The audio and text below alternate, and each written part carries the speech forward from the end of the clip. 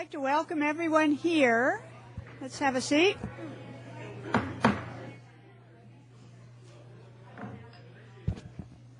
Wow, look at all those uniforms just out of nowhere. There they are.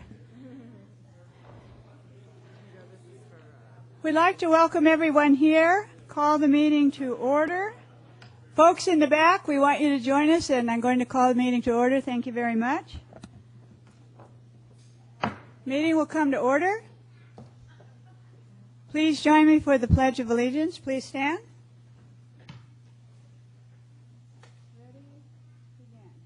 I pledge allegiance to the flag of the United States of America and to the republic for which it stands, one nation, under God, indivisible, with liberty and justice for all.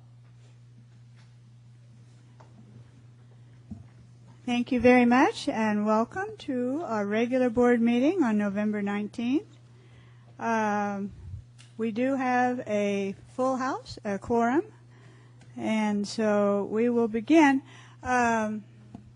Because we have a rather time-sensitive item, rather than keep that until the end as it was originally placed, I have been requested to move item 9B to this particular place in our meeting today, and then we'll follow that with special reports, and then we'll be moving into presentations. We have some special presentations today too. But first we're going to go ahead and start on item 9B.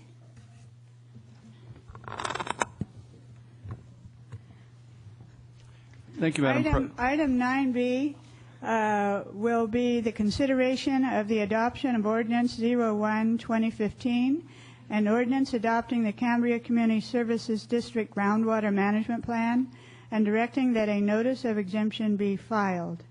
And introduction will be probably a combination of General Manager Gruber and Legal Counsel Carmel. Who would like to start? Madam President, I'll defer to District Counsel Tim Carmel. Just informational note, we don't have any additional PowerPoint presentations at this time.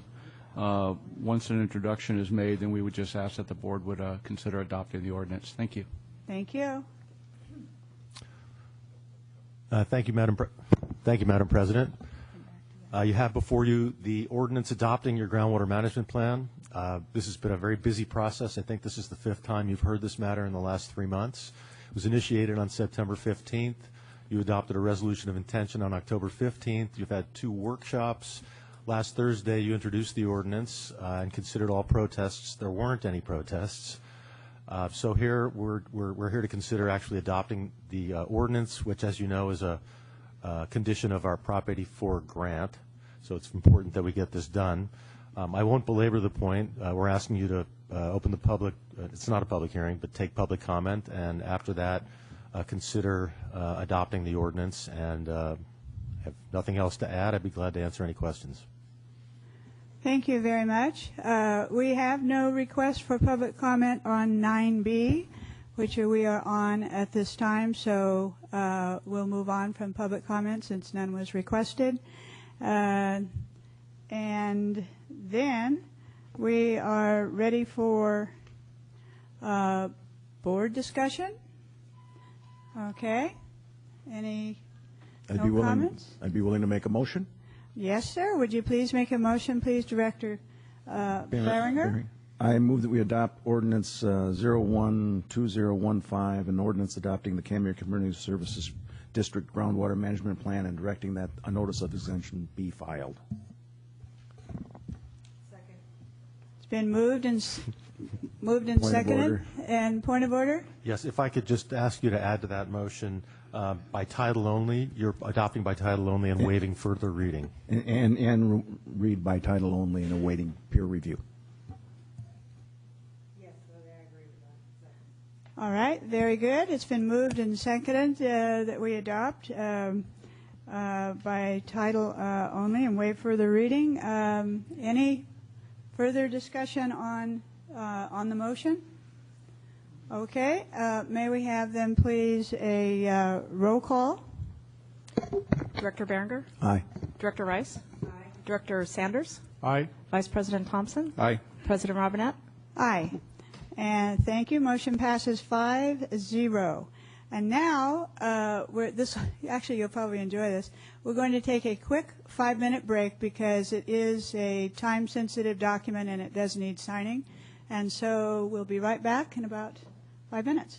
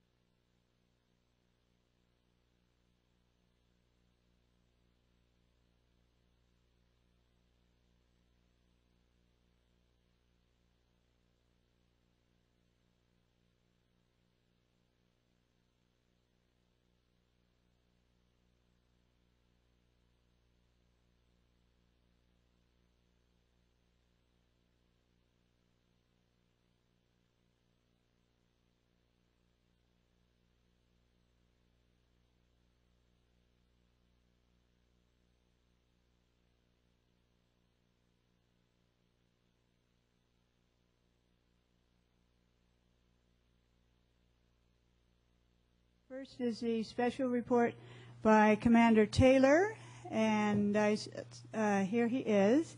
And then we will follow that with the fire department report with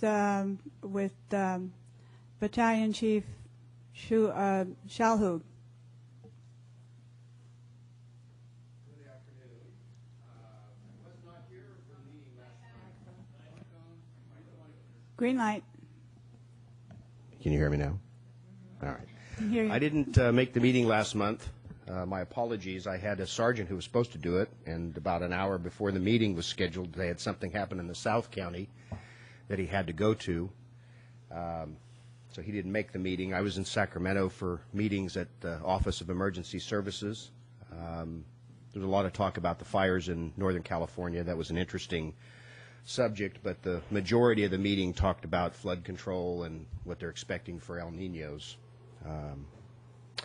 As for the reporting period in the last 30 days from the 21st till November today, the 19th, we had 258 calls for service in Cambria, 39 traffic stops, 10 pedestrian contacts, 14 foot patrols in the local areas checking on the illegal camps.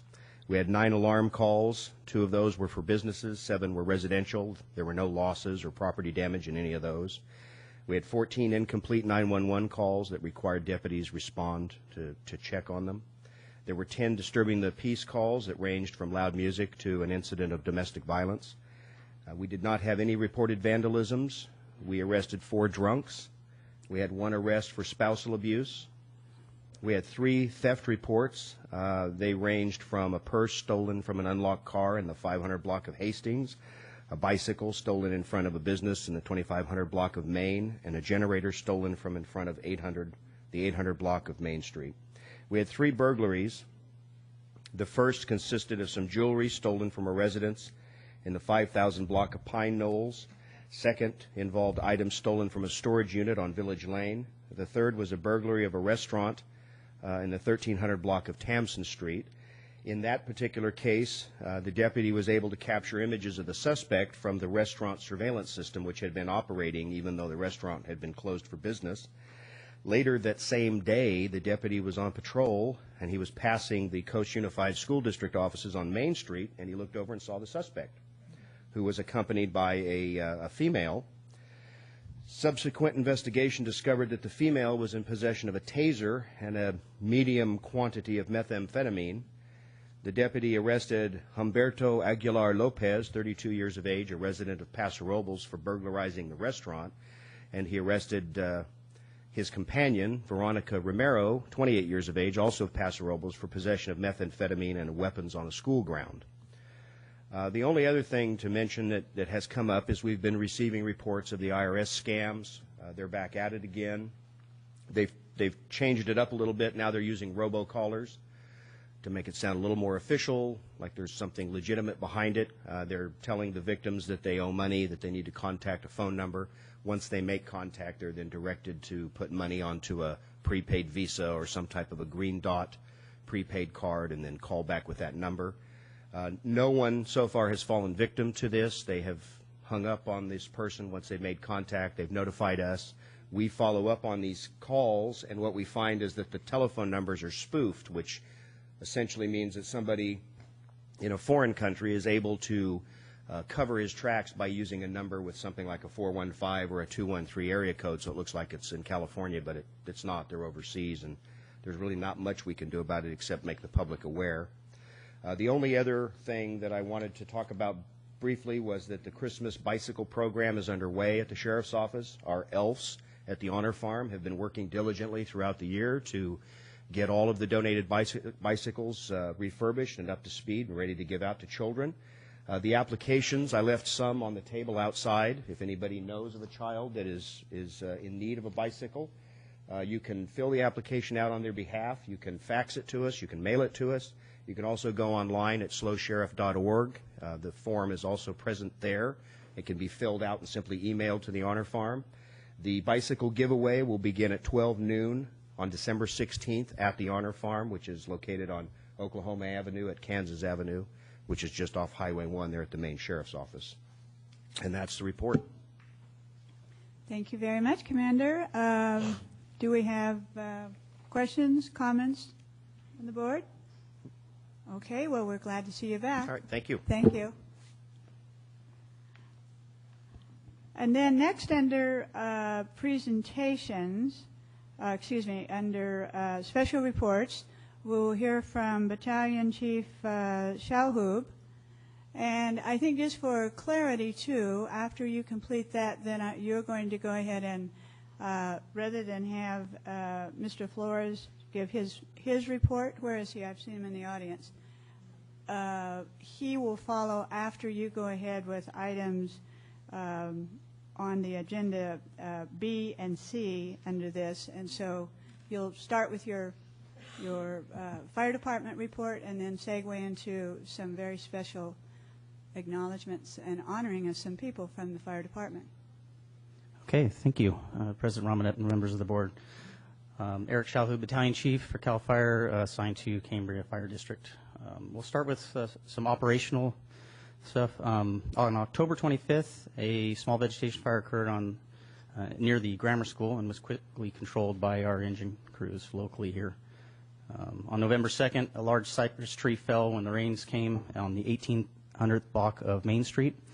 It unfortunately destroyed 4 cars and caused minor damage to the building, but there were no injuries to the civilians or firefighters. With other news, we've been working with the district and the county staff to coordinate a meeting to identify past flood areas. So far, we've had to cancel a couple of meetings at the last minute just due to busy schedules, but we'll continue to work together to make sure that those meetings occur. I've been working with the fire department staff on identifying problem areas and pre-planning those problem areas with our maps through GIS and through FEMA.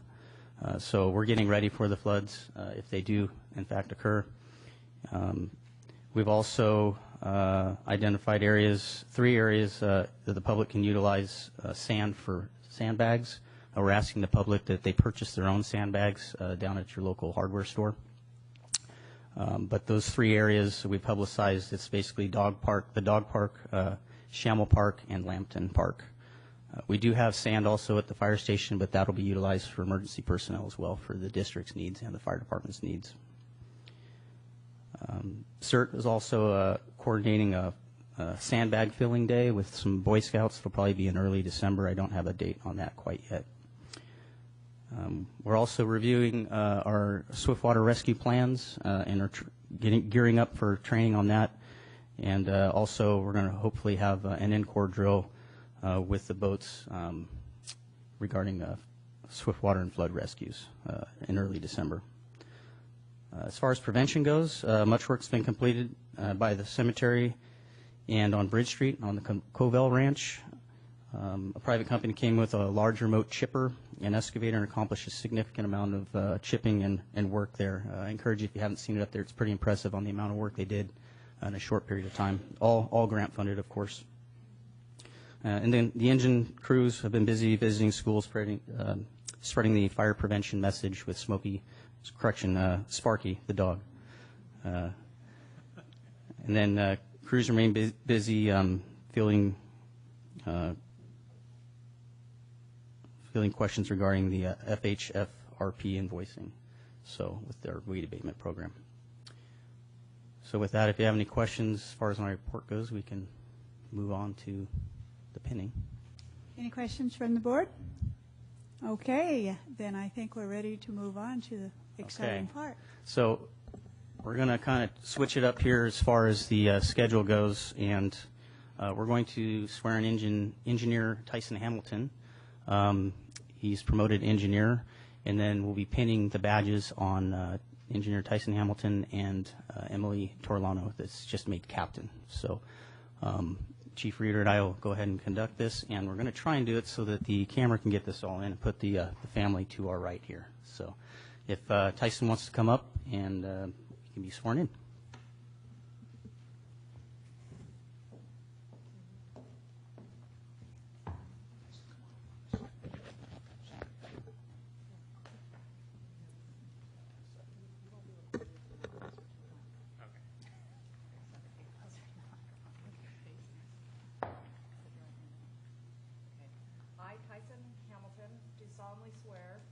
I, Tyson Hamilton, do solemnly swear that I will support and defend the Constitution of the United States to support the Constitution of the United States and the Constitution of the State of California against all enemies against, sorry, and for the State of California, in the State of California against all enemies, foreign and domestic, that I will bear true faith and allegiance to the Constitution of the United States and the Constitution of the State of California, and that I take this obligation freely, without any mental reservation or purpose of evasion, and that I will and faithfully discharge the duties upon which I am about to enter.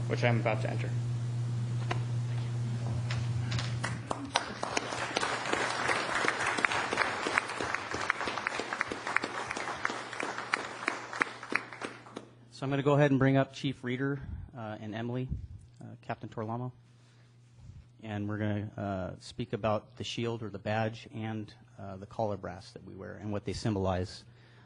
And as we start this, I'll go ahead and call the family members up that will be pinning the badges and the collar brass. So we'll go ahead and I'm going to turn it over to Chief Reader, and he's going to start with the presentation. Thank you, Chief Shellhoop.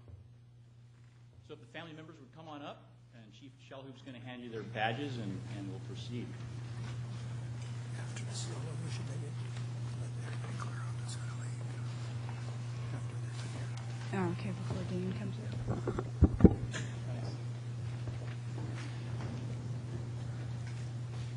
So as the family members are pinning badges on their family members, firefighter family members, I want to read this about the badge.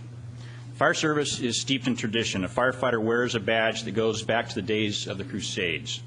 And while the Crusades could be considered a dark event in human history, go ahead and proceed with that while I'm reading. I'm going to be talking while you're doing. And while the Crusades could be considered a dark event in human history, it was from the knights of this time that the tradition of the badge offering protection from fire began. It is a shield of protection. That protection does not come from the badge itself, but from the experience passed down through time from one firefighter to another who has worn a badge.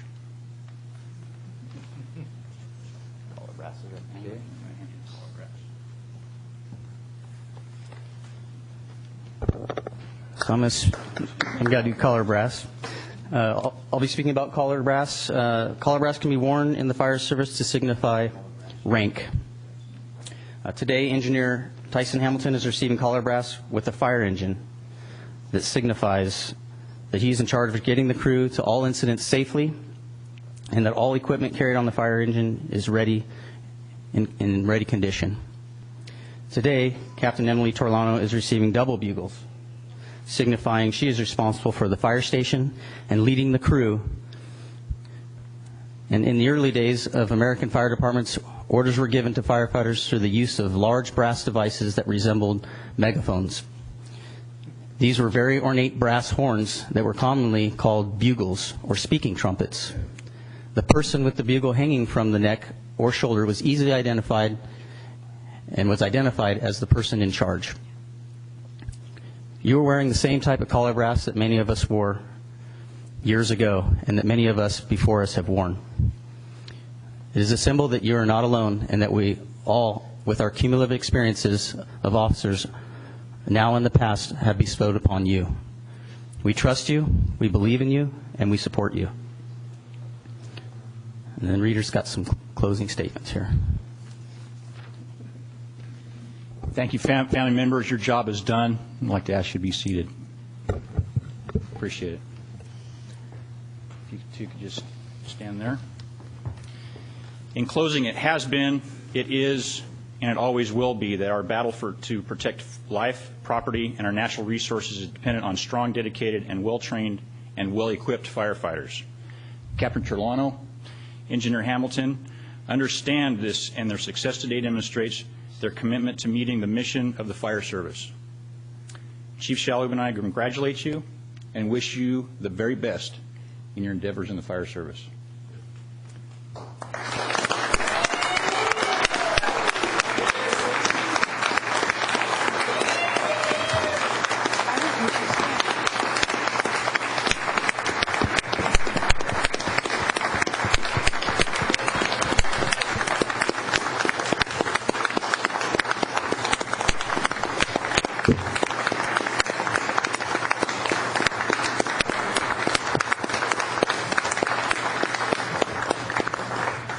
I would just like to turn it over to the board if they have any comments. And I do. Thank you very, very, very much. First of all, I want to congratulate both and Captain Turlano and Engineer Hamilton. Come back this way again. Come on back. Come on back. This is a very proud moment for you, for your family, and for Cambria. And it is wonderful to see you in these new roles, and I know that we're going to appreciate your professionalism, the protection we receive every day from you and the whole department, and we appreciate that. You do have very special people here today and family members, and so I would like for you to introduce the family members you have and maybe just have them stand and stay standing, and we'd like to welcome them here with us today too. So shall we start with Engineer Hamilton? Sure. So I'd like to introduce my father, Gary Hamilton, my mom, Christine Hamilton, my sister, Ashley Hamilton, or Cole, apologies, my nephew, Reuben, and my wife, Cambria. Welcome.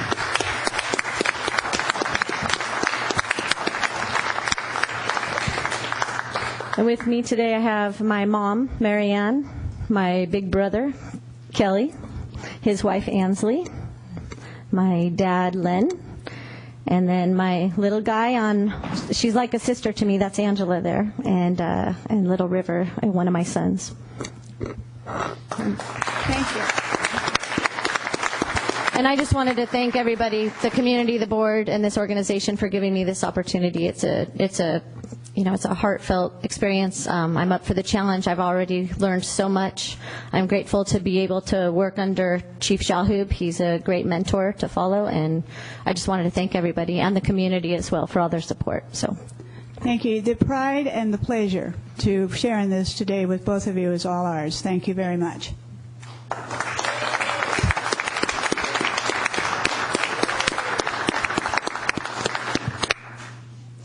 Okay, now, I'm not sure you're all welcome to stay for the meeting, but if you need just a little moment, if some are If you're wanting to stay, have a seat, or if it's a good time to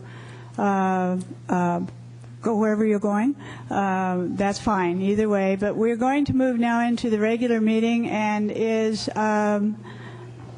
Dean Flores in the audience? There he is. Okay. I couldn't see you. Okay, we'll give them a minute then, and then I'm going to invite you up for your report.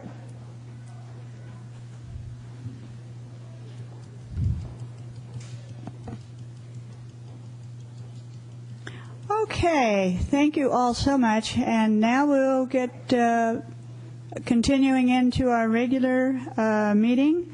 And under presentations then, and each month with us, we have Dean Flores, who is here to give us an update on activities. And so, good to see you again.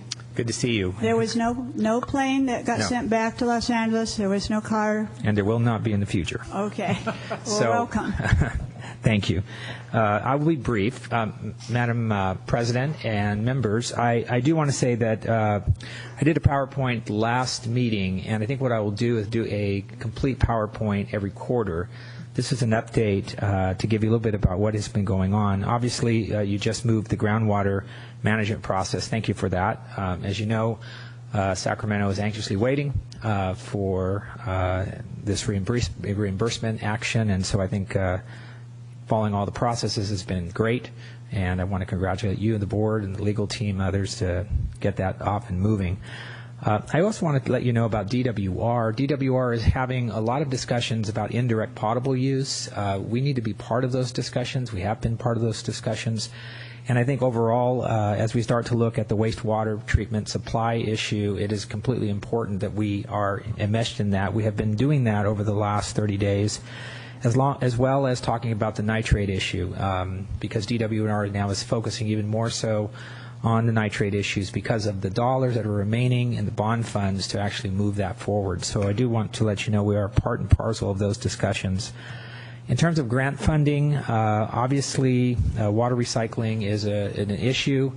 The purple pipe issues are super important to the state, and as you begin to have these conversations here at this level, I would simply tell you that it is important to make sure our projects are up and center on that as we begin to figure out how that transpires. I also will tell you that I know that Bob Gressens is going to be part of a Prop 84 residual discussion, meaning what's left of Prop 84 dollars.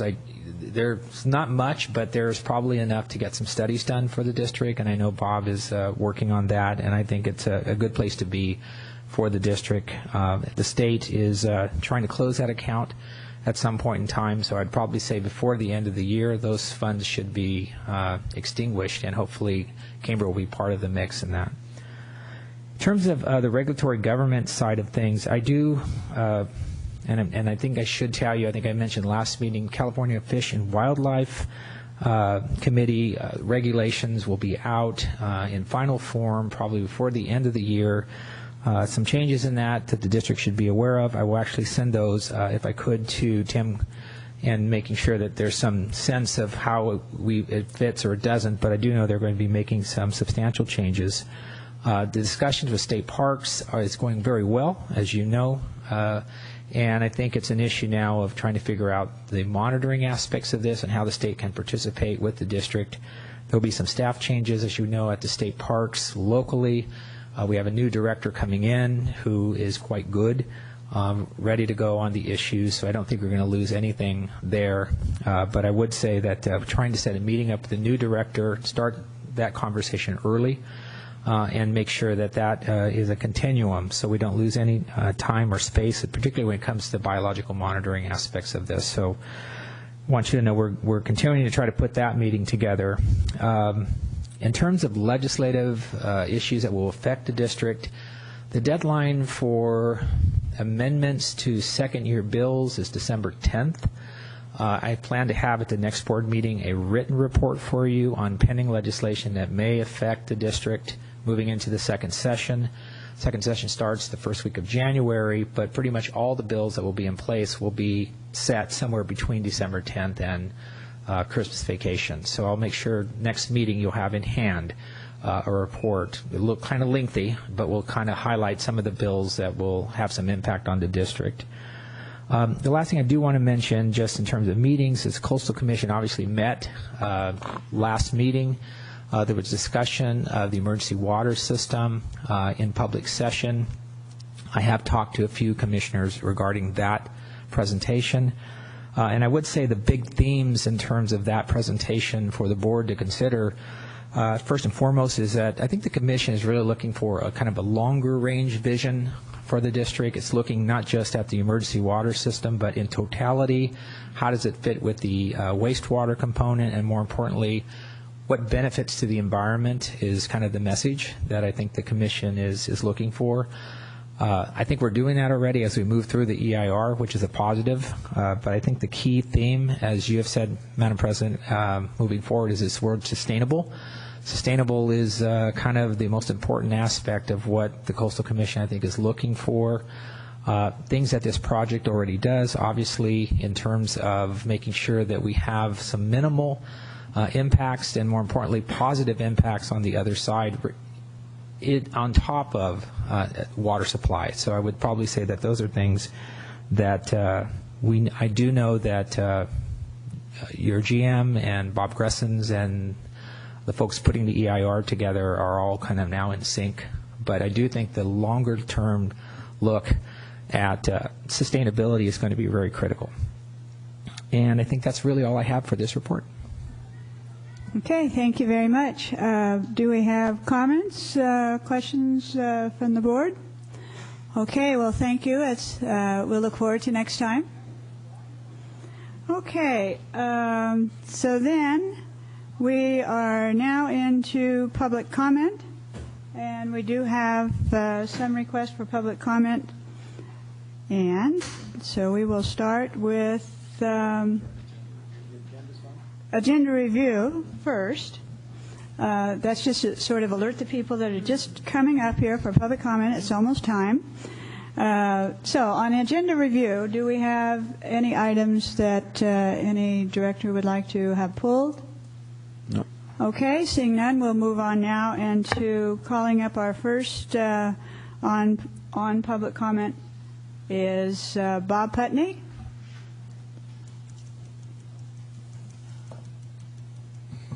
Good afternoon, members of the board and staff.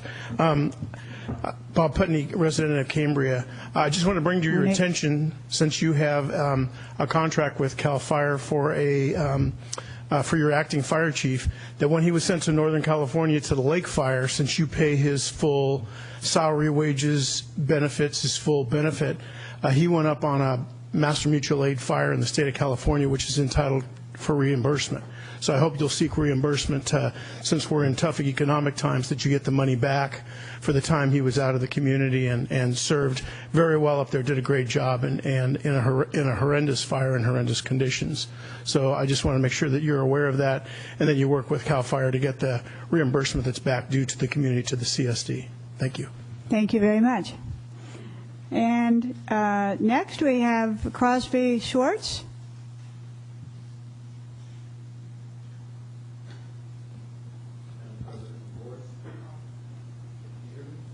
Yes. Well. Okay, there. I think we're on. There.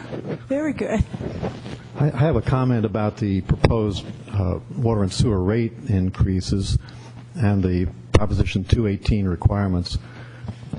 During the discussion of these rate increases, there wasn't too much talk about whether the funds from this current proposed rate increase would be used for the operation and maintenance of the emergency water supply. As you know, Prop 218 has requirements about spending revenues and fees on the purpose for which they are collected. And I would recommend that that you get perhaps a written legal opinion that you can co-mingle the revenues from the proposed water and sewer rate increase with the revenues that were previously approved for the emergency water supply. It's a potential problem if you don't have your accounting set up in such a way that you can show how these funds are or are not co-mingled. Thank you. Thank you.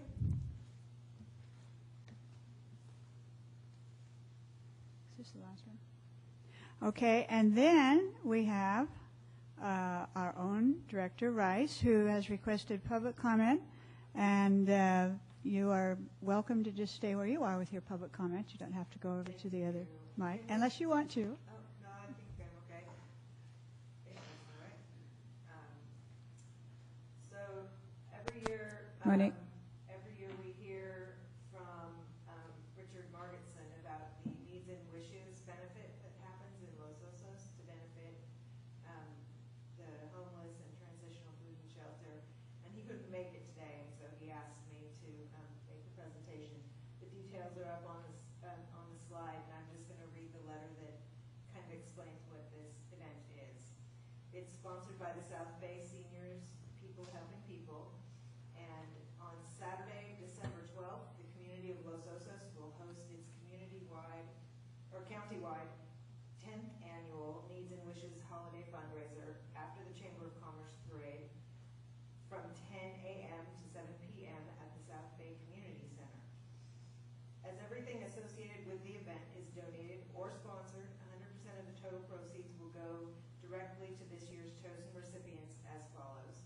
40% will go to the Maxine Lewis Memorial Shelter, 40% will go to the Slow Nor Clinic, and 20% to Transitional Food and Shelter.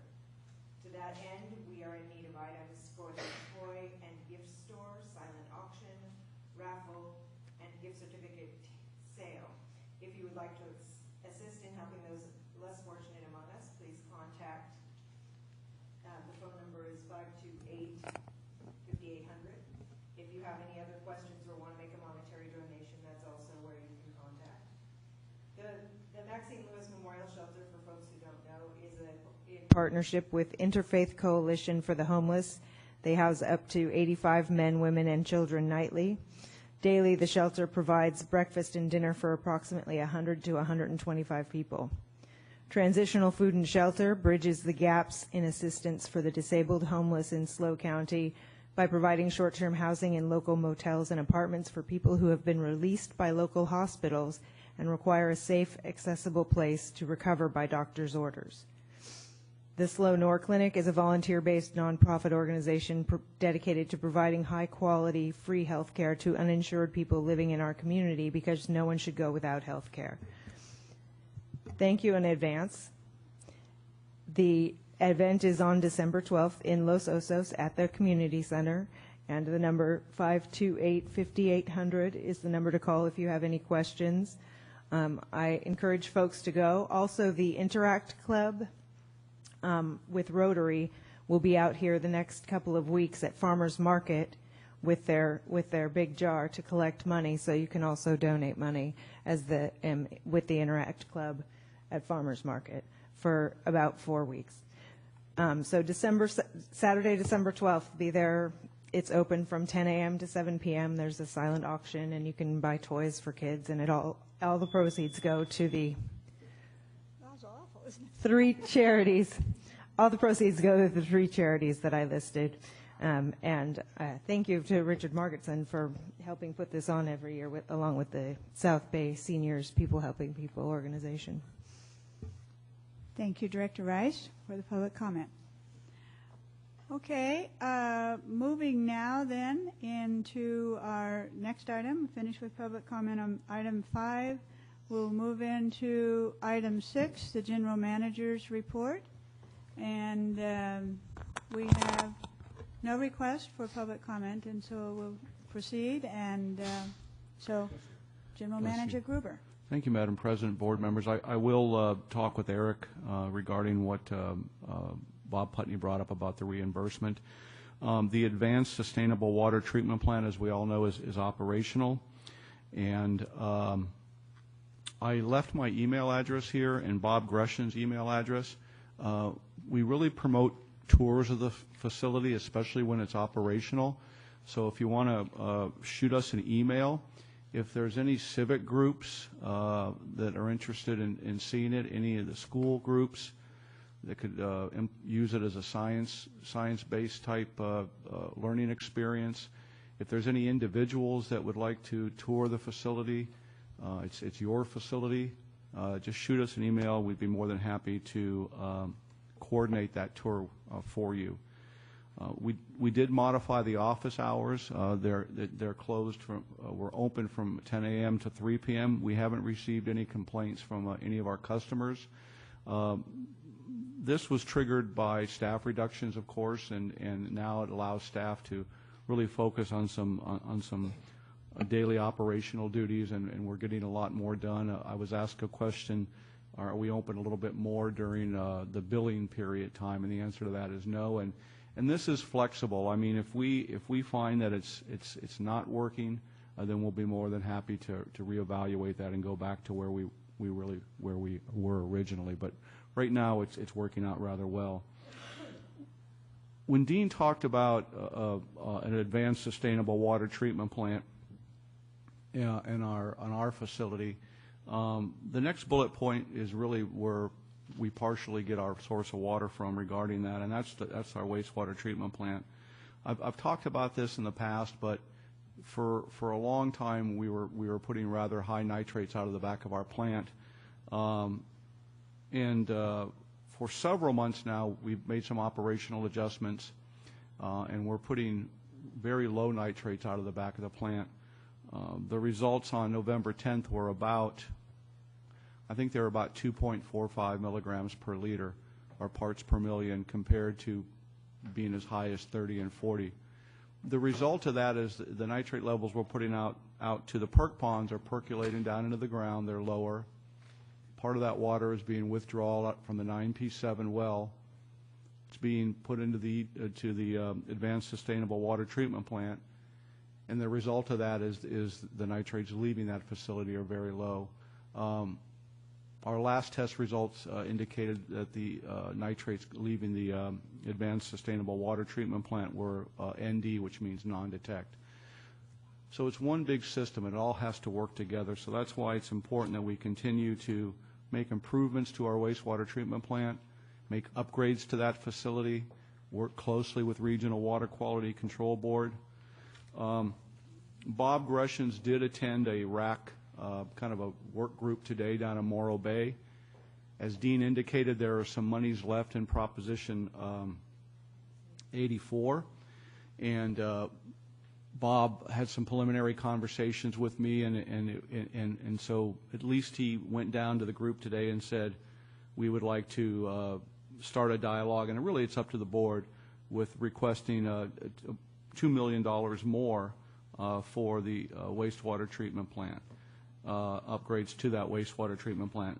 We'll bring back some more information next board meeting, and if the board would like to direct staff to say, you know, Jerry, Bob, you need to go back and really request this amount of money and for this project.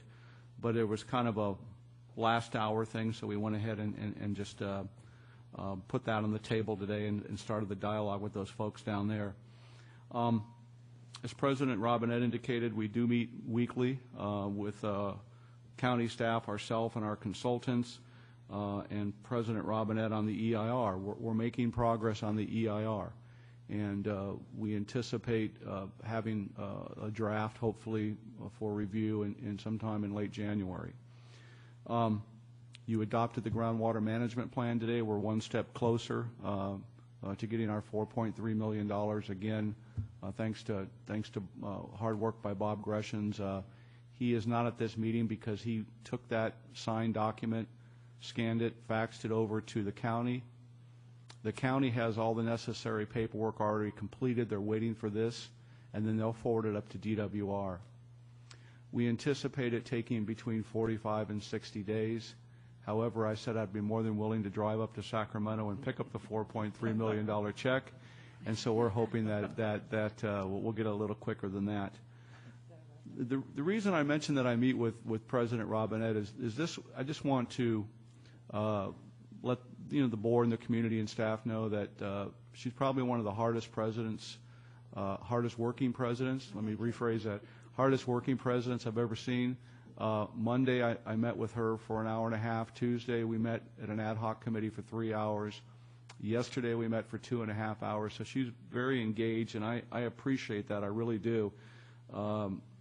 I can't keep up with her sometimes, so I really appreciate you taking that time.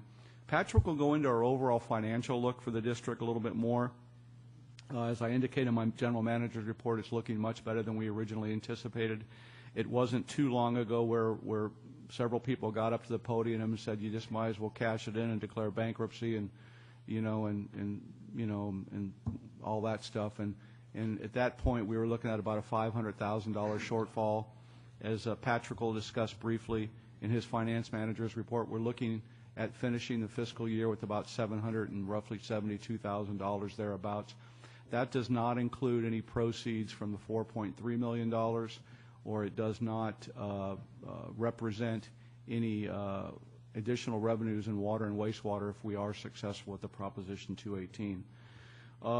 As Chief Eric, I call him Chief Eric because I can never pronounce his last name, Chief Eric indicated I keep working with them on El Nino. I'll jump down below. I'm working with all the staff on El Nino. I want to make sure that we're doing everything from an operational standpoint that we can. If you remember, there was some during January of 2011, we had those heavy rains. There was some things that we could have done better as staff, and so I challenged all our department managers and asked them to provide me a written summary of what they're doing in preparation for El Nino. I've received 3 of the 4 department managers so far, and so we just want to make sure that our pumps are working, that our generators are working, that we have tanks if they can hold capacity at the wastewater plant or pump down, that we can use them for bypass. I also reached out to Wade Horton, the Public Works Director for the County of San Luis Obispo, and I asked him about that big, huge pump that sits across from the Shell station. Has that been checked? Is it operational? And his way of saying yes was just he sent me a 90-page document on the maintenance of that pump, which is reassuring because we know that that's going to fire up when it needs to be fired up, and those kind of things. Governor Brown has declared an emergency for the massive tree die-off and associated with the prolonged drought. He continued that. That was an executive order, B3635. So if you need that information, just let me know. We're starting the budget process early this year. We usually start at about March, gives us April, May, June, and then we bring a rough draft in May, bring a second draft in June. You drop it in June usually. But I want the department managers, especially water and wastewater, to look at their infrastructure needs and to really price those out. So we're really addressing some of the things that need to be done, and we're prioritizing them. And we're getting good, solid prices, and we're not just making estimates on what we think might need to be done. We have an opening on the PROS agenda, a PROS commission. So if anybody's interested in applying for the PROS commission, it was a vacancy when Ben Bolden left the PROS commission. We have that information on our website. We have the information at the office, and we also have put it in the newspaper. One thing that I wanted to clarify is we're asking for public comment on the drainage and grading plans for the East Ranch. Public comment is different than an EIR process. This is a requirement that was stipulated by the county. When we do anything on the ranch, they want to make sure that we solicit community input, and we want to be able to do that. So it's on the website. We're advertising in the newspaper. You get a hold of Carlos Mendoza, our facilities and resources, and it's just a grading and drainage plan. It's not building the park or anything like that, but it's the first step in what we need to do. I need to clarify. I got 2 things confused. The drought declaration was an extension issued by the governor, and the governor declared an emergency regarding the dead trees. So the drought declaration was extended by the governor. Our offices will be closed Friday or Thursday for Thanksgiving the 26th and Friday the 27th. The fire department has, and you've probably seen it on KSBY, the Season of Hope for food and toys and things like that. If you go up to the fire department, their container is completely full. But I would encourage everybody, when you're out shopping for food or you're shopping for gifts for your relatives or toys, there's some time left to go up and drop that by the fire department. So that's our drop-off point for the season of hope. I think I've covered everything on my report, Madam President. The other reports, I won't go over them individually. As you can see, each one of the departments continue to be really busy. And if it's okay with Madam President and the board, I'd like Patrick to just touch on the overall finances of the district right now and provide you some information. It was requested a couple board meetings ago that we give you information on changes in water sales and consumption based on the adjustments to the Stage 3 drought regulations that were in place. And as Patrick indicates in his finance manager's report, we've seen an uptick but he also, what I appreciate about what he did is he compared it to other years. So if it's okay with Madam President and the board, if Patrick could just go ahead and give his finance manager's report, then I'll be more than happy to answer anything. Okay, very good. We would love to hear from you. Madam President, members of the board, I'd like to make 2 additional comments about the office hours. On the day bills are due, whatever the due date is, we do extend the hours to 5 o'clock because we get a lot of people coming in that day to pay. So we will be open till 5 on the day that invoices are due. And if somebody just can't get to the office between 10 and 3, if they'll call the office, we'll make an appointment and we can greet them at other times. It's just by not having to answer the phones and stuff, we get a lot more administrative work done, which is very beneficial to us. As General Manager Gruber said, we looked at production. This most recent billing period and consumption went up 13% compared to last year. It went down slightly compared to the prior billing period, but that's the summer, and it's always a lot higher during the summer. So we think there probably was some impact to letting people water once a day during the week. Consumption for the last billing period was 56% of the base period in 2013. So that's the lowest we've been is 49%. And so we are seeing consumption go up a little bit.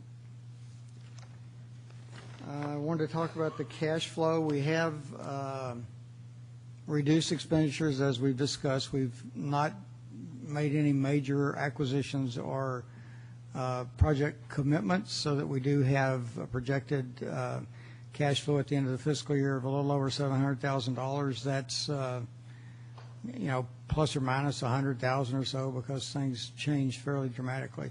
And it also it doesn't include receipt of any further grant funds, but it also doesn't include the money we still owe on the EWS project, or that we've committed on the EWS project, which is approaching $1 million. So we still need to be careful how we spend our money so we can make our commitments under EWS. And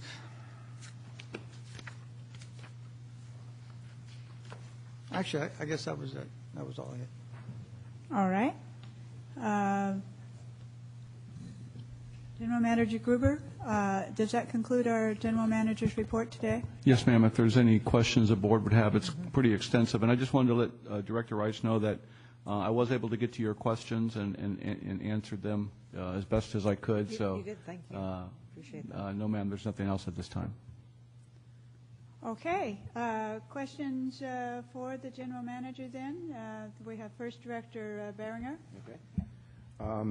Yes, some are just comments and others are questions. I noticed that the California Conservation Corps has committed 2,234 hours. That's 2,000. That's not a typo. 2,234 hours. That's great. That is correct. Also, you made a mention earlier that Mr. Gressens attended a meeting this morning, later this morning, and Mr. Flores also says that there might be some funding from Prop 84. I don't think you need a whole lot of guidance from the board to try and have a group of projects. There's one that I think is specifically one that would fit, and that would be there's a study that the Army Corps of Engineers still needed to be funded. It was very small, $84,000 or something. So if you could remind Bob about that, putting that in as possible study that could happen.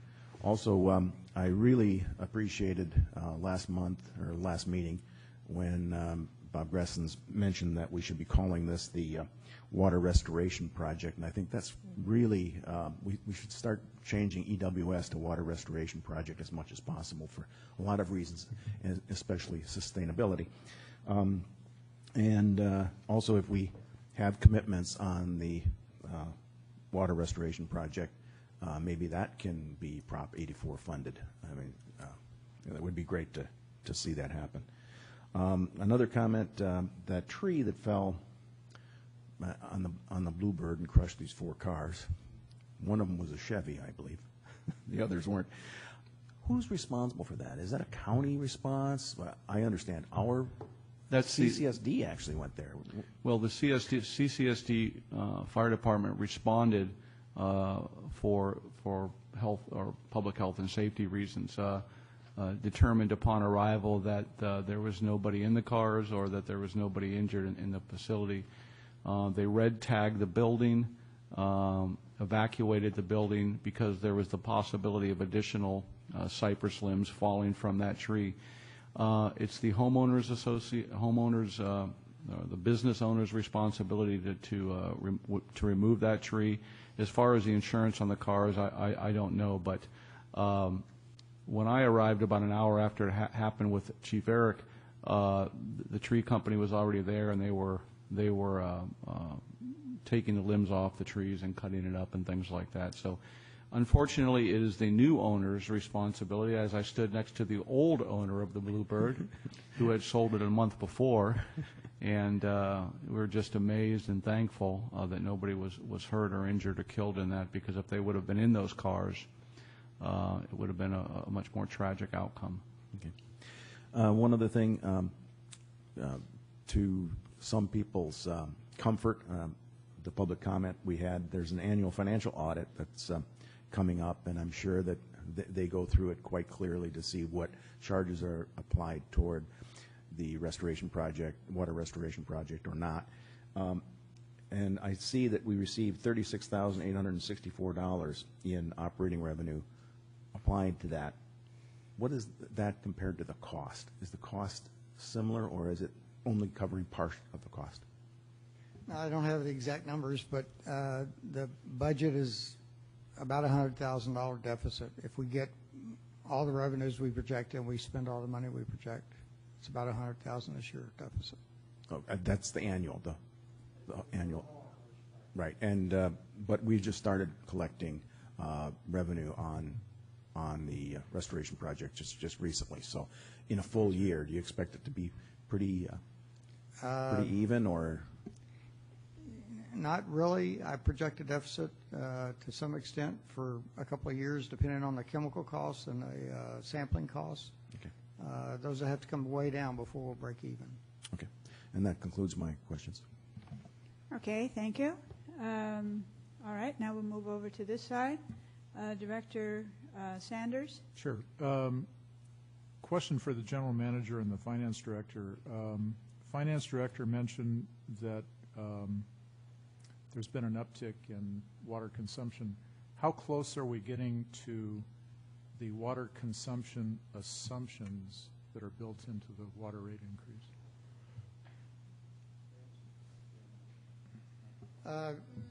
This month we were at 59%, or this billing period, and it varies from billing period to billing period. The consumption is based on prior consumption.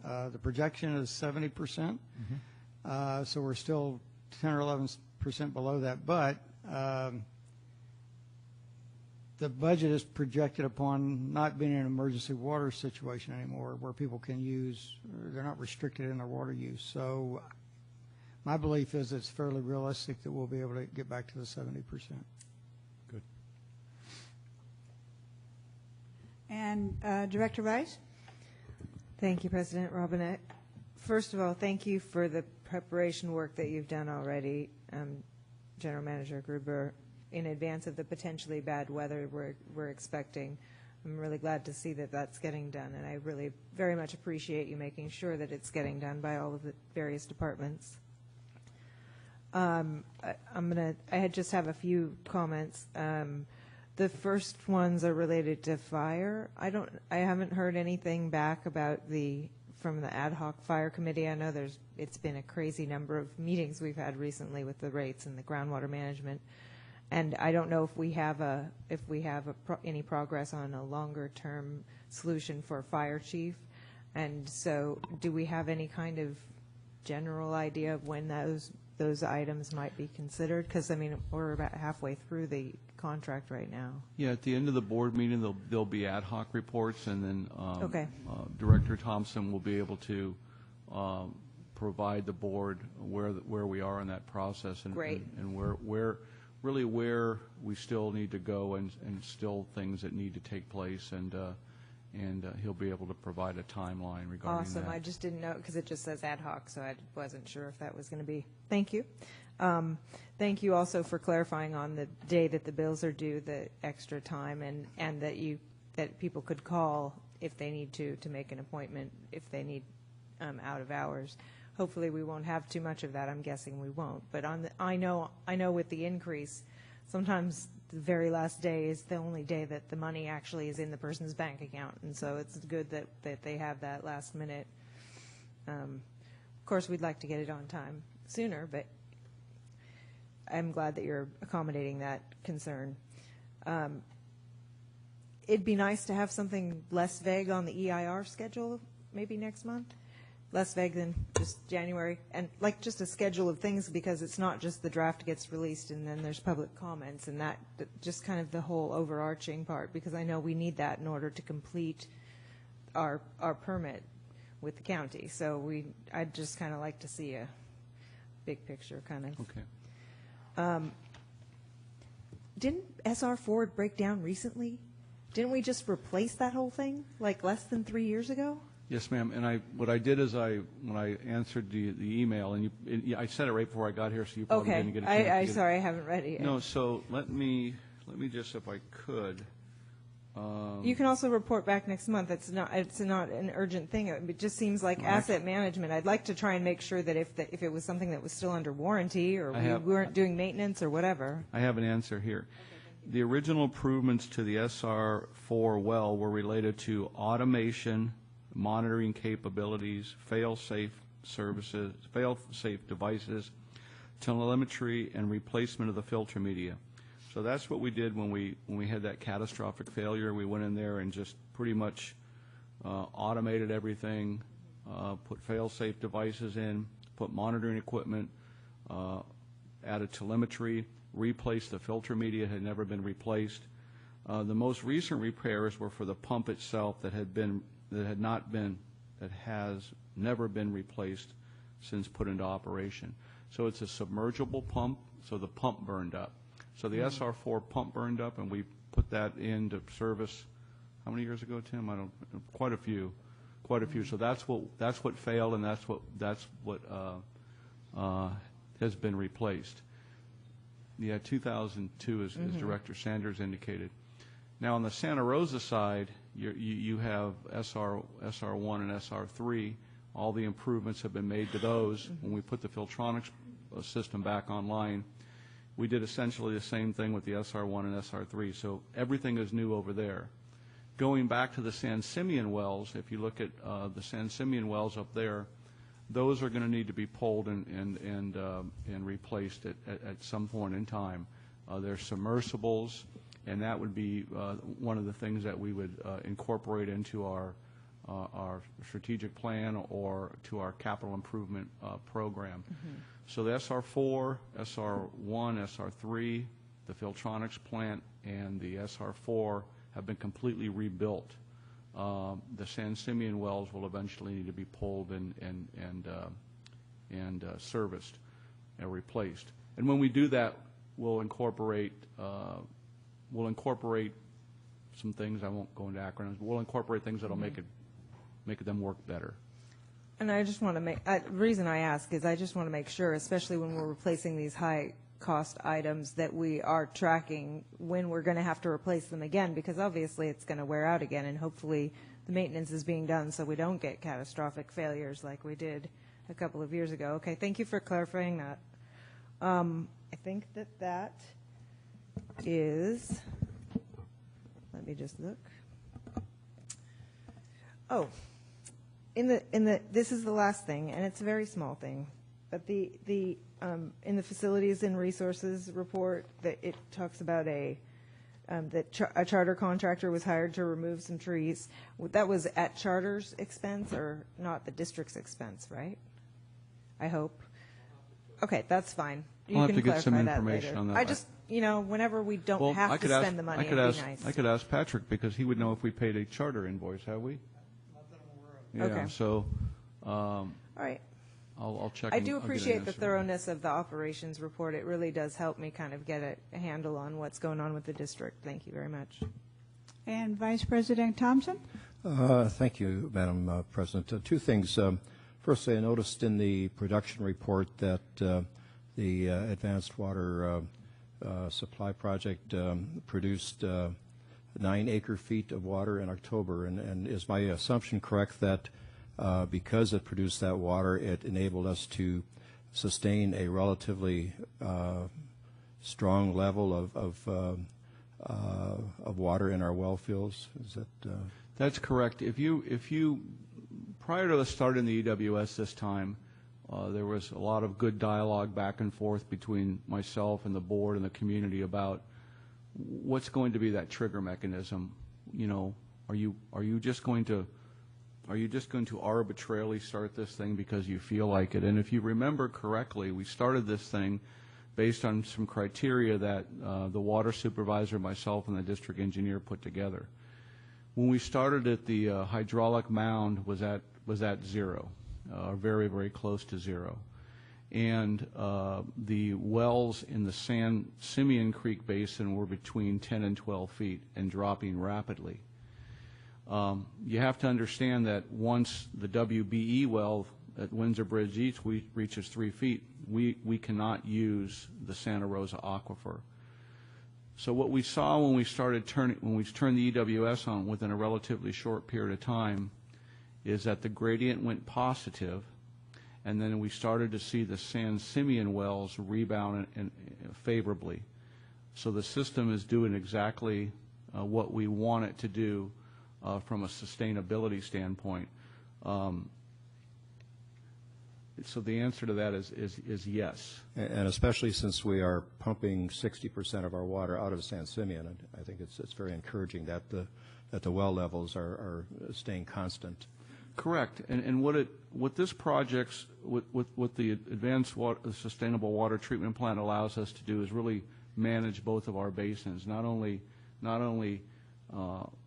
provide an additional reliable water source for the community, but we're not always living on the edge. And I think for years we've lived on the edge. And can we get a petition to let the WBE well go below 3 feet? Well, can we go zero gradient and increase sampling and hope that nothing happens? Can we? And that's not a way to run a community's water supply. That's going to be a cultural transition for this community. They're going to have to start to appreciate and understand that although we did run our water supply system a certain way, it wasn't under favorable conditions for the environment. And so now what we have is the opportunity to take a gradient that was going negative, return it back to positive numbers, take a well field that was going and dropping down, replenish it, bring it back to positive numbers. While doing this, taking water and incorporated it into the San Simeon Creek and improving the water quality of the creek and the lagoon. So it's a really good project, and to answer your question, the answer is yes. And thank you for that response. I think it's good for the community to understand that. I think it's good information. One other point, and that was with respect to the pumps in the West Village.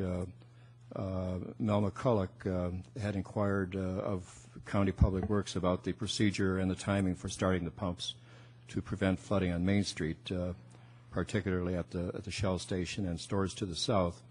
And he got a response from the county about how they will monitor that and how they will turn it on. And there are some phone numbers to contact. Perhaps if you could include this maybe on the website or in a mailing, or at least notify your staff that if they do observe any flooding, who to call and who to contact in the county. And so I'll give this to you later on. Thank you. And I did reach out to Wade Horton, the Public Works Director, and but I also think it's important that that myself and Chief Eric and our staff, whether it's with him or one of his deputies, that we meet and we have a meeting. But also, I was even thinking possibly even a community meeting and with everybody, and just kind of say, okay, where are we? What are the responses that we're going to do? And take a proactive approach, and what are everybody's roles? Because the county plays a huge role in this, and I think they understand it, not just specifically from that pump, but the clearing of roads and the trees. You know, we don't have them stationed at the rodeo grounds anymore. They're no longer there. And so just want to make sure that the North County our concerns are being addressed, and that we don't run into a situation where the West Village floods out again. Thank you. I would like to comment now, too. And I particularly appreciated your elaboration and explanation on where we are with what I kind of think by now we have created is a sustainable water treatment plant. And I think that's quite a compliment to everyone in this community, and certainly to you and your staff, that we have accomplished. Because what you're starting to have now, we started last year with optimism and believing, but we had no real data yet. We had beliefs that we would be able to change gradients, begin to work both aquifers back and forth to balance them, to refresh them. But see, now you actually have empirical data. And so we are now no longer hypothesizing. We actually have data. And I do think that that is really a very important point in this first actual hands-on year now. We are really finding that what we believed would be multifaceted in the benefits to this community truly is beginning to be substantiated. So I commend you and the whole team for all the work you've been doing in this direction, because it's taken a lot of focus, and yet here we are beginning to actually have reflections rather than predictions. So thank you for that. And Madam President, it has been a year, and tomorrow I'll be at the Regional Water Quality Control Board for a one-year review of the project, and I've made some talking points. I talked to John Rocky today. Just one other comment really quickly, and I made a note regarding this, and I've said this publicly many times regarding where are we with the cost to run that facility. When we incorporated our structure to an operating cost associated with the facility, it was information provided by CDM, and we incorporated those into the rate portion of that, the operational rate portion. But since we needed to build this facility so quick, and it was under a pretty tight timeline, it was prior to us receiving those Title 22 and Title 27 reports, permits from the Regional Water Quality Control Board. And those permits are very, very onersome. They require a lot of testing and monitoring. Regional Water Quality Control Board has already reduced some of those sampling requirements. And once we provide them that empirical data, they'll continue to do that. State Water Resources Control Board, the drinking water side of things, once we run that facility for an entire year, we can take all that data and go to them and say, okay, now, we have proof, and they'll lighten the reins on some of the costs associated with that. So I don't want anybody, people are entitled to say what they want to say, but I don't want people to say, hey, I told you so, this thing's costing much more to operate than we originally anticipated. That's a true statement, but when we implemented our rates based on what we thought it would cost to run, that was prior to the regulatory agencies saying, this is what we're going to require you to do to run this thing. We need to have a comfort zone that everything is safe for the public. And I can appreciate that, and I can understand that. But what you're going to see is you're going to see those costs go down because the sampling and the monitoring will continue to go down. And hopefully, as Patrick indicated, that they'll come more in line with each other. Thank you. Vice President Thompson? Yes, and just one more thing. I think that if we can find those before and after pictures of the lagoon, I saw the after pictures, and the impact of this water going into the lagoon was just incredible. And I know that there's some before pictures, and I think that would be very helpful for the water board to observe also. I agree with that, too. That is such a benefit and an obvious one. We do have some great pictures now with the plant running and how healthy the lagoon looks at this time. And so if anyone out there, anywhere, I don't know where those pictures went, but some people did have some really good shots of when we had the algae bloom. We might check with Mary Webb or Tina Dickinson. I know they were helpful in that way. And so we need to locate them and see the comparison of when the plant was not running, how very stressed that lagoon was, and how great it looks today. When we had the meeting with State Parks, the acting director here, and we took her to the plant, it was just phenomenal to see the lagoon. If you think of lagoons up and down the state of California, we probably got the most refreshed, healthy-looking lagoon in the state at this time. And again, it has to do with what we're doing with our sustainable water project. Okay. Yes, Director Rice. On that same subject, specifically the biomonitoring and the adaptive management plan that was a part of the appendix of the groundwater management plan. And I think it was also included in when we got the draft of the negative declaration the year before. So in there it talks about they do monitoring at certain intervals, but the reporting is only annual.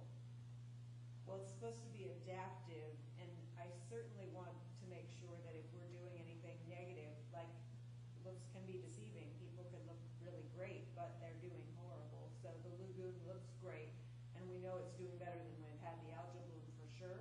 But I want to make sure it's not too fresh for the species that like to be there. I mean, is 100 gallons too much or too little? And without the biological monitoring reporting being more regular than annual, I'm hoping that staff gets feedback on a regular basis. So if there's something that starts being degraded in the area, that we can address it, because this was a project that was done on a really tight timeline, and the EIR is coming after instead of before. So I want to make sure that what we're doing is anything that could possibly create an impact, we're actually able to address it sooner rather than later. I would hate for a year to go by and then we find out that we've committed a taint or something horrible like that. And I'm assuming that the Fish and Wildlife is helping out with some of that. Do we have a biological monitoring other than the one that we want to put in the state parks? Yeah, that's a good question, and we were not mandated to do an AMP. We went ahead and did that again as an additional precautionary measure. And as I answered when I addressed some of your questions, we're working with state parks right now on a right of entry, and there's the pedestrian bridge there, and we want to put advanced monitoring equipment on that bridge that would provide not only the CCSD but other regulatory agencies the ability to retrieve that data, but also to at any time, real live feed, be able to dial into it and see what that creek underflow of the bridge looks like. So we're working with state parks right now on a right of entry permit that would allow us to put that monitoring equipment. Dean's been really instrumental in helping us with that. We've met with state parks out there, and it's for the what they call the monitoring station. That's really not, but the instrumentation, we've already purchased it. Access to state parks land. We want to be able to access not just the area that our AMP identifies, but to be able to go farther down without upsetting state parks. We want their blessing. We want to be able to enter their property with with them saying it's okay, and also be able to enter state parks property so we can expand the adaptive management plan and expand the monitoring of that area. So. Did quite answer the question if we have other biological monitoring spots other than on that, or is that the primary one we're Yes, well, we have biological monitoring spots that are identified within our adaptive management plan. Okay. Thank you. That helps. Thank you. Like I said, I just want to make sure that since this is data that we can also be using in the EIR to show that the mitigations we already have in place are doing what we predicted they would be doing. It's ongoing and continuous. So. Okay. I very much appreciate that. Thank you. Okay, thank you. Any further comments from the board or General Manager? I think that was a very comprehensive report. Appreciate that. Next, we're going to move to ad hoc committee reports, and we do have a request for public comment. And would you like to share your public comment before we begin? Okay. Jerry Wood. I'm Jerry Wood, Cambria resident. Good afternoon, President Robinette and board members. Before I go into what I'm saying, as a citizen of Cambria, having worked closely with Captain Torlano and Engineer Hamilton, the choices of those two positions were exceptional. Both of those people are highly qualified and very professional firefighters, and from our side, we appreciate it. And I had to tell Emily, if she went on a fire call, she had to go do the captain stuff, not stay by the engine and pump water, because that wasn't her job anymore.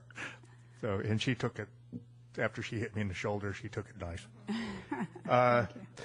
Basically, I would like to advise the ad hoc committee on fire protection that we are continuing in our efforts to expand our collection of signatures on the petitions. We are being very successful at that, and we continue to grow numbers.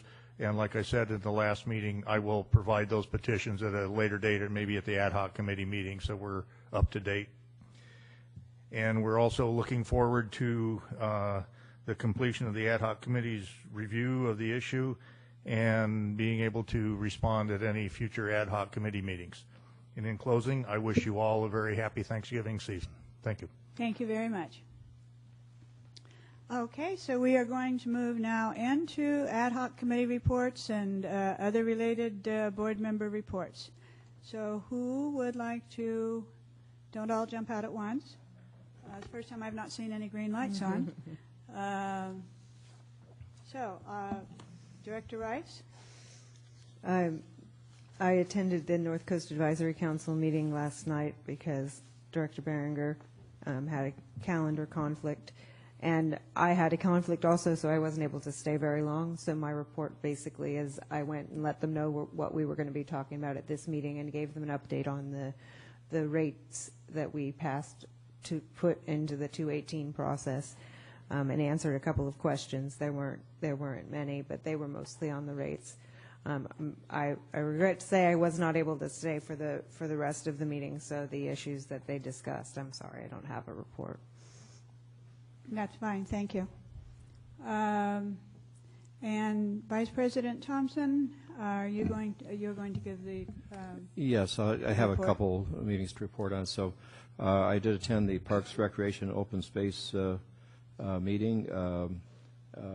General Manager Gruber reported on the search for a replacement commissioner. The applications are due on December 20th, Monday, December 20th. So they can be obtained at the website or at the office. And I encourage anyone who's interested in parks, open space, and what have you to apply. It's a good commission. Both myself and President Robinette served on it at one point in time, and we for a long time. For a long time, yes. So we're looking forward to some good candidates on that. I attended the chamber board meeting, not as part of the CCSD board, but I just wanted to advise that the tree auction, which benefits many of the nonprofits in this town, is going to be held on Tuesday, December 1st in this building, and tickets are available at the chamber. Again, it's really a wonderful event, so I encourage everyone to attend. And then following that, on Thursday, December 3rd, is Hospitality Night, and that's also a very fun kickoff to the holiday season. Then now, with respect to the Ad Hoc Fire Committee, the committee met with representatives from Cal Fire yesterday, and had a very productive meeting and discussion with them. We've asked them to provide financial information. We've also requested that of Patrick for our fire department here. I expect to have another meeting with them, and then several other meetings before we conclude our discussions and come forward with a recommendation, and that should take place hopefully within the next 6 weeks, thereabouts. Okay, thank you, and I am happy to join you in that committee. And you've covered a lot of good, I think, information before yesterday too. But it was just very much a productive session. President Robinette, I have a question on that report. Yes. For the applications for people who would like to be on PROS, is there any specific qualifications that are required, or is it one of those you have to live in Cambria and be over 18 positions? Well, that's, and hopefully interested in parks, yeah, recreation, that's open part space, of it, course. I just want to make sure that anybody who's interested doesn't think that they're somehow not qualified if they want to be participating. Basic qualifications are living in Cambria. Beyond that, the application suggests that for more than a decade, the PROS Commission has served in an advisory role to the CCSD board and has worked closely with CCSD staff to plan and develop parks, recreation, and open space projects for Cambria. If you're interested in playing an active role in this important aspect of Cambria's future, we encourage you to apply. So just basically a general interest in parks, open space. One of the important projects going on right now is moving forward with the community park in the East Ranch area by the rodeo grounds. And so once the grading and other aspects of the preliminary plans for the park have been concluded, then I think the dog park is the next scheduled move, and then obviously there will be some recreation fields and passive recreation areas, and it's a long process, but the people that are on PROS right now are very committed to moving forward with this. And the term, if somebody was to apply it would be for the remainder of Mr. Bolden's term, and that would be October 23rd, 2018. Okay. Thank you very much for that additional information. Okay, and then I would report just briefly on the Fire Focus meeting, which meets twice a month, and it's still very, very active. It's interesting. Certainly we have started with lots of coordination, a lot of different agencies represented, and it's been very useful. We started, of course, with the concern for fire being in, of course, our forest, and we continue with that, but it's very interesting how the conversation has branched out now, because it's really become more of a committee that's talking about emergencies and more than just the possibility of a fire. So the other day when I was there, a large part of the conversation started moving toward the obvious. What about the possibility of the El Nino? What about flood? Those types of things.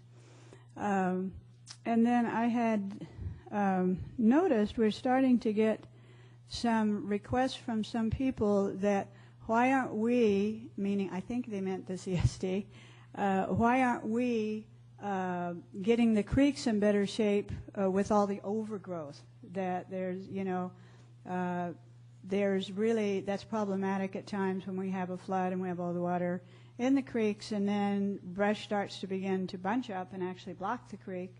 And so I brought that up at the meeting, and it's an interesting one jurisdictionally, actually.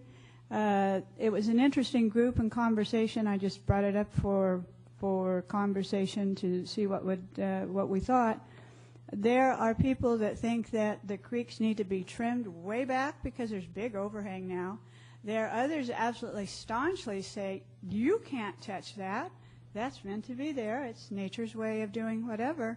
And so there's kind of interesting pros and cons to whatever happens, but it becomes a question of jurisdiction, too, who actually has this. There are some people, very much environmentally committed people, as I am, and had pointed out that you can't just go kind of wild with a chainsaw in there and cut it all back, because it has a lot to do with fish and having shade and protecting fish. And so what started out almost to be a sort of obvious, easier conversation got to be very complicated. And so I noticed people, if you happen to be on Park Hill and you go across the bridge or anywhere you can see our creeks, they really are overgrown, for sure, over the last few years. But no conclusions on it yet, but it's an interesting one. And so that concludes our reports. And unless you had one more, Director Rice?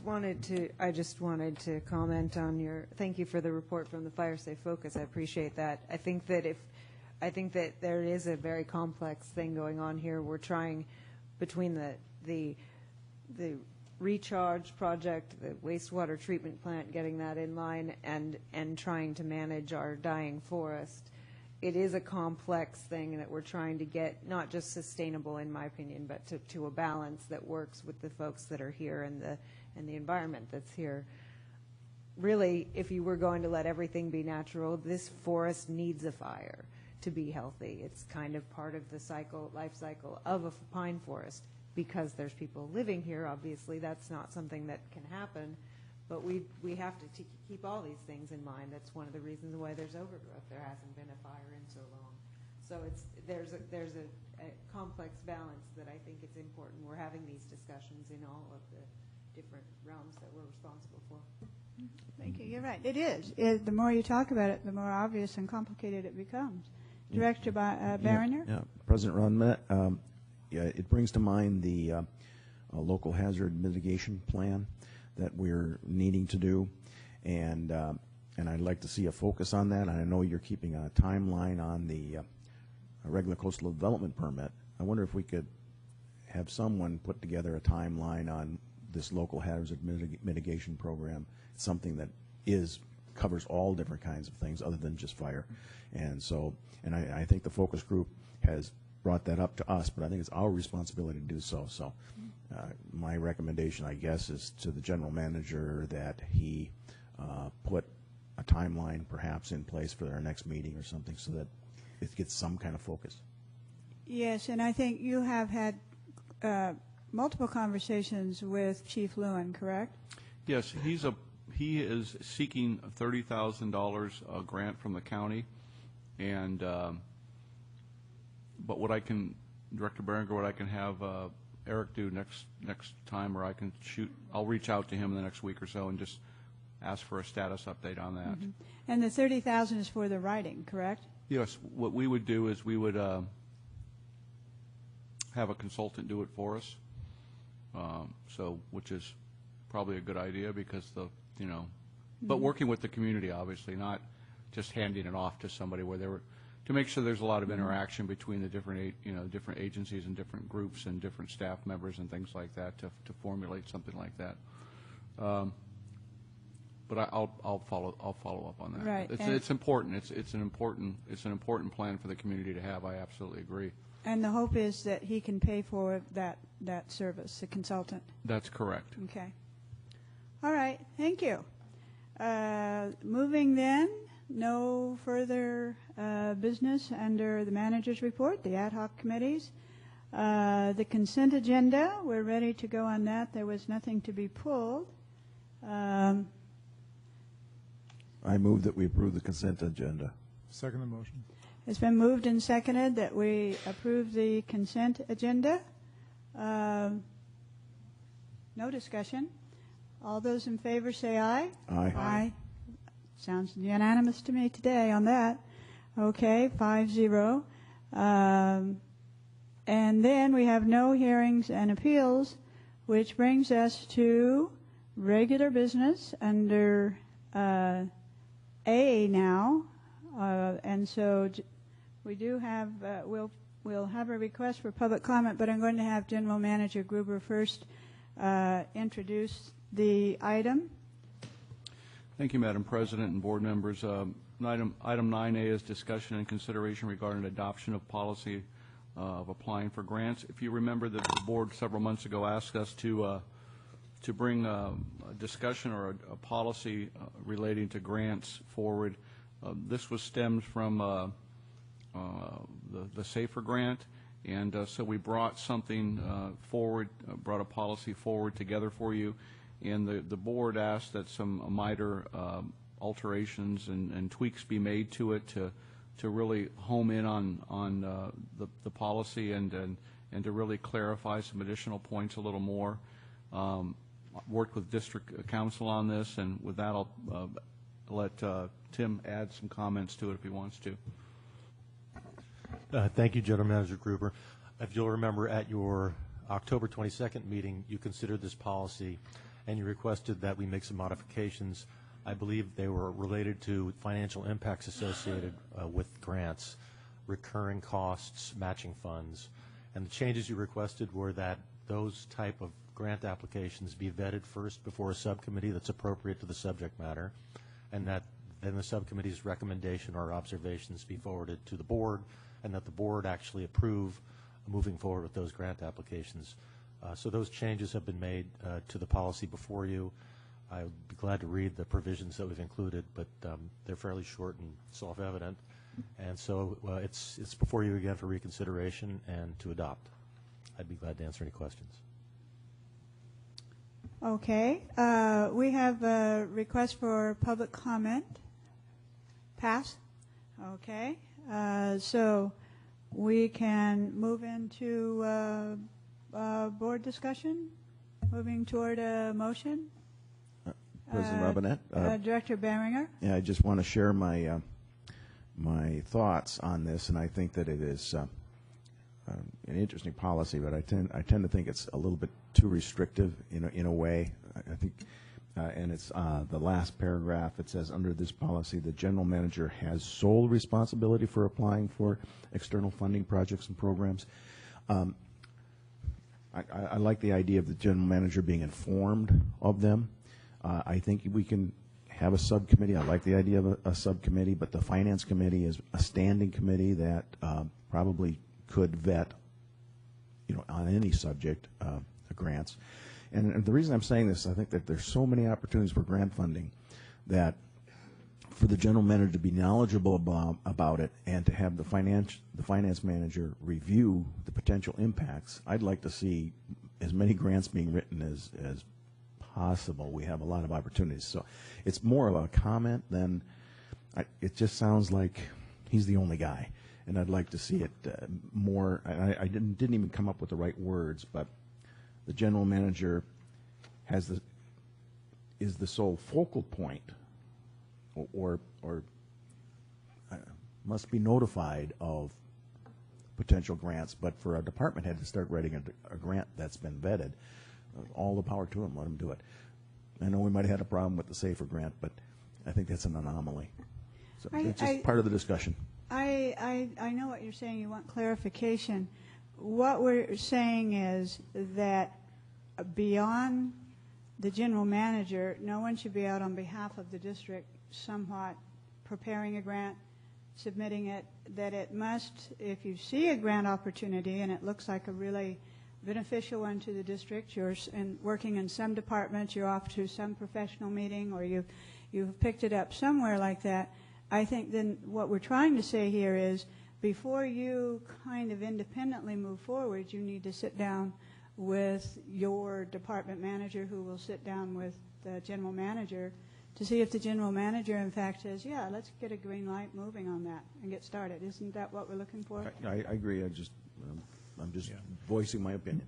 Madam President, it does say the general manager or his designee. If you look under policy, second paragraph. So, I mean, it's a management issue. The general manager obviously needs to be aware, the board needs to be aware of grant applications that are made, but consistent, I think, with good management practices, the general manager needs to be in the lead, and he can designate personnel within the organization who can actually write the grant, et cetera. Mm-hmm. I think it seems like we're all trying to say essentially the same thing. Are we feeling that we need different wording on it, or are we okay? Well, I think the general manager is probably getting the gist of how to implement the policy. On the other hand, when a grant is being written, a lot of the responsibility and work winds up being on the general manager, and I don't want that to be I don't want that to be a point where the general manager says, no, I don't have time, or we don't have time for this grant. I like that it's vetted for other issues, but if there's only one person, that can stop or doesn't feel that they have the time or bandwidth or staff to be able to go forward with a grant, I'd like any refusal to do a grant be brought to the board, and maybe we provide more staff or more effort, because the grants are out there. There's a lot that we don't take advantage of. Perhaps one solution, if you don't mind, President Robinette, perhaps one solution would be to set a trigger threshold, because some grants, like if they're under the purchasing policy, $10,000 or whatever, probably don't nearly have the list of pages of requirements that the grant for the recharge project that we just put in, the advanced water treatment, and that maybe some sort of trigger. I mean, you don't want to make it complicated with multiple processes, and the general manager definitely needs to have review. But I think that also, for the same reason that you were just stating, we don't want to, because we're understaffed, not be able to apply for a grant for staffing, for one example. And so those that above a certain amount of money coming in or requirements from the district. I mean, I perhaps was given that binder of all of the information that we had to provide to the county over the big grant that we just got. But it would probably not be a bad idea on smaller grants, because I know we do for facilities and resources, and sometimes in the parks we get smaller grants, that those are not as critical to be brought to the board. But since the board has a fiduciary responsibility to cover the things that we're trying to get done with this district, it seems to me that I would like to at least see that at a certain either dollar amount or a certain, I don't know what the trigger would be on it, but it would be nice to have where the board can then see. I don't think we need to do all of the analysis of how much is it going to cost to administer this grant on a grant under 10 grand. That seems like a lot of extra work that's not even almost worth, because of our personnel are busy doing lots of things, there may not be time for them to go through those steps when there is hardly any requirements on the district's behalf. So maybe that's one of the solutions, is something like that. I definitely think they do need to be at least reviewed and signed by the general manager, even if he's not doing the majority of the work. I definitely think that that's an important, especially when there's matching funds that are required. Well, just to make it go even longer, I take away my entire objection, except if we just struck the word sole. The general manager has the responsibility for applying. I'm happy, and I move.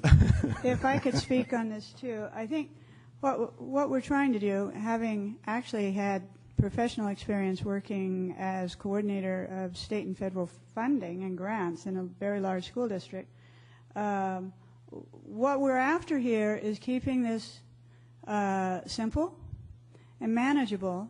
And what we're wanting to do is encourage departments, employees in the departments that may see a grant opportunity that certainly the general manager wouldn't even be reading in that professional magazine or that professional newsletter, but to have a process so that we do have a process.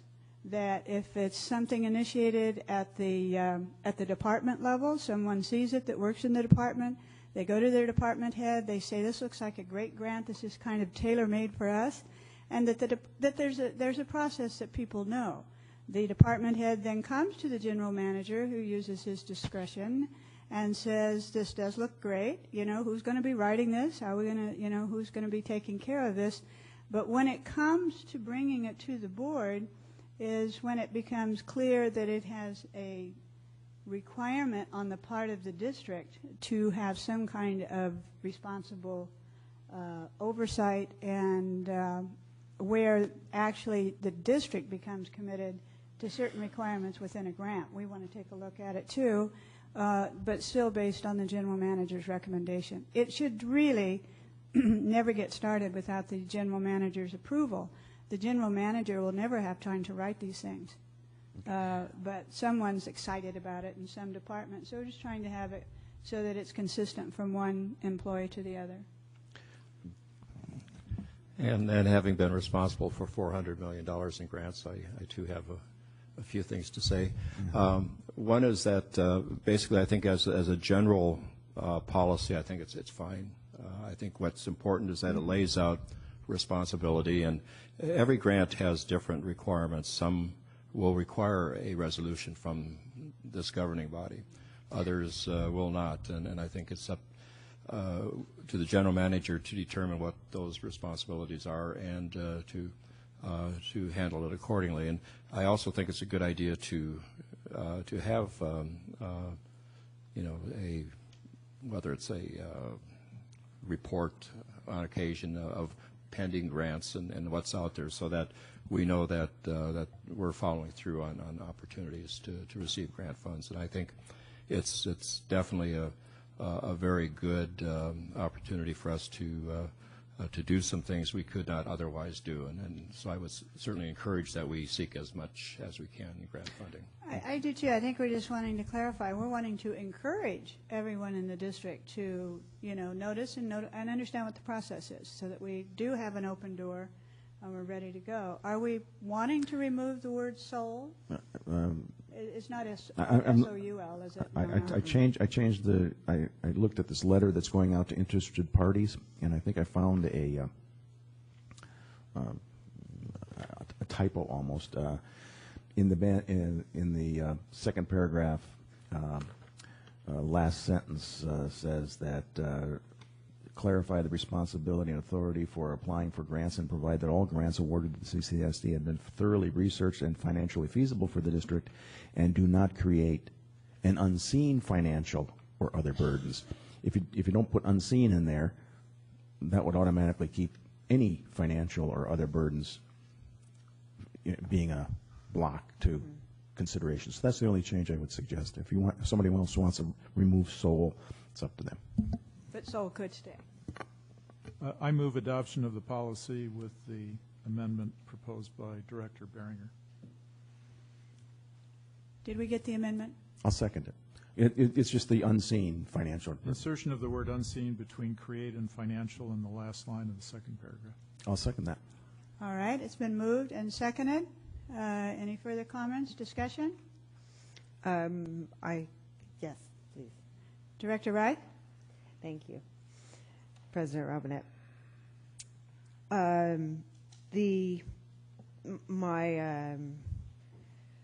Okay, so here's the thing. There's a lot of people in this town that write grants, that know about grants. We have several of them sitting right here on the dais.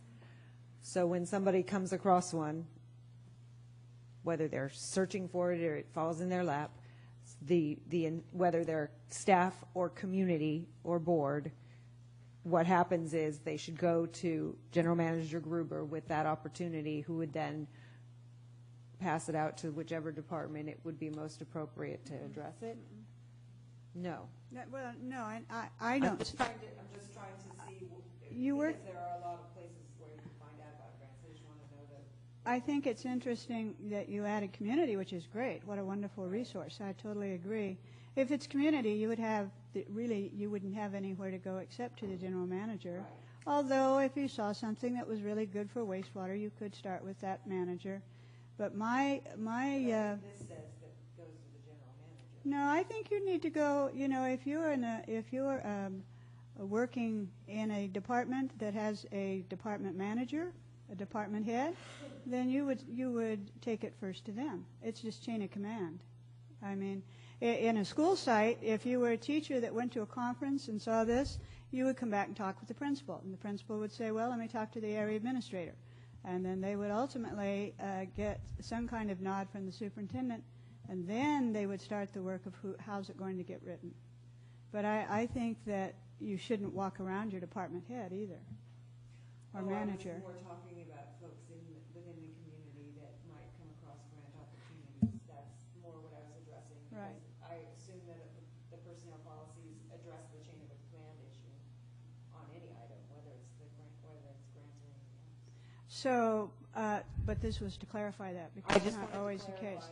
That if a community member saw a grant, They should come. Opportunity, that they should bring it to the general manager.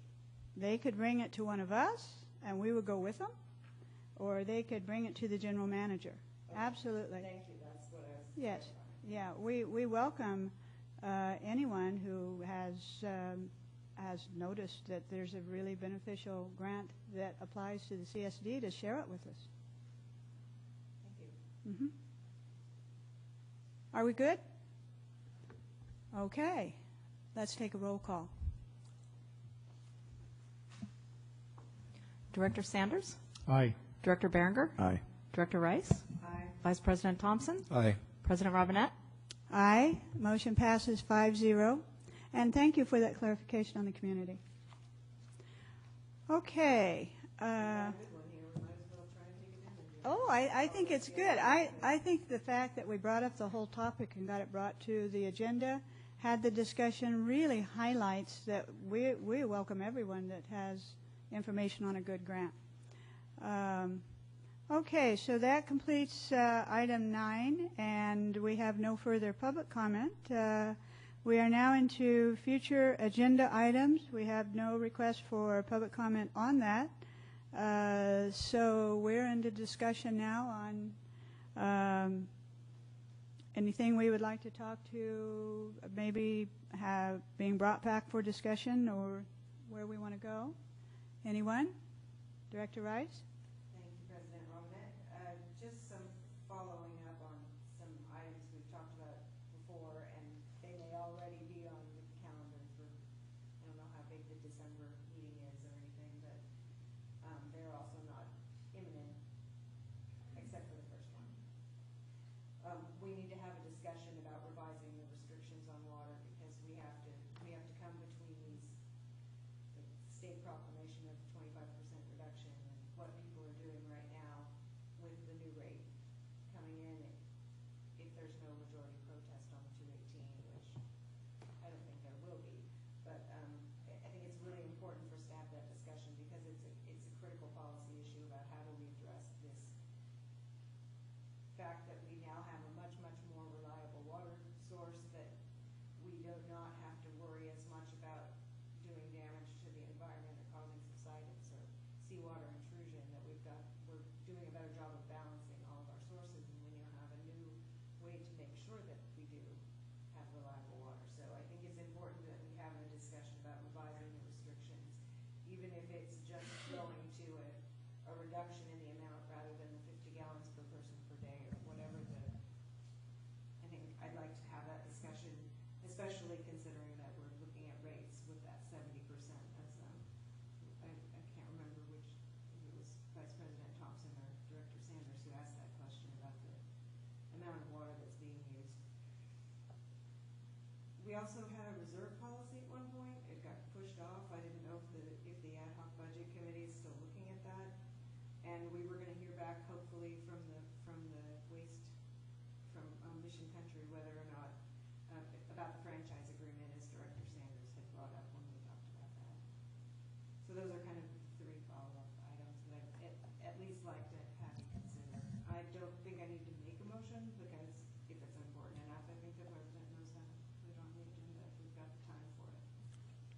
Thank you.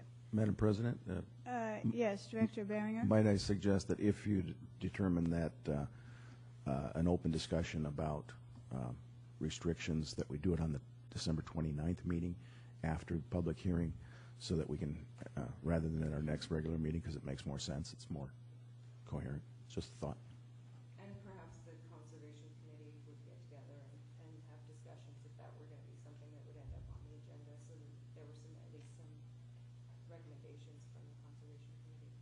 I think those are good suggestions on timing and when we schedule things, too. Okay, so we'll keep that in mind. Okay. Any other suggestions for the agenda? What? No, it's not even 2:30. Come on. No, let's just sit here. No, actually, everybody has done a fantastic job, and please enjoy the holiday. The Thanksgiving time is our best time to stop and reflect. We have always much to be thankful for. So thank you all for attending today, too. Meeting is adjourned.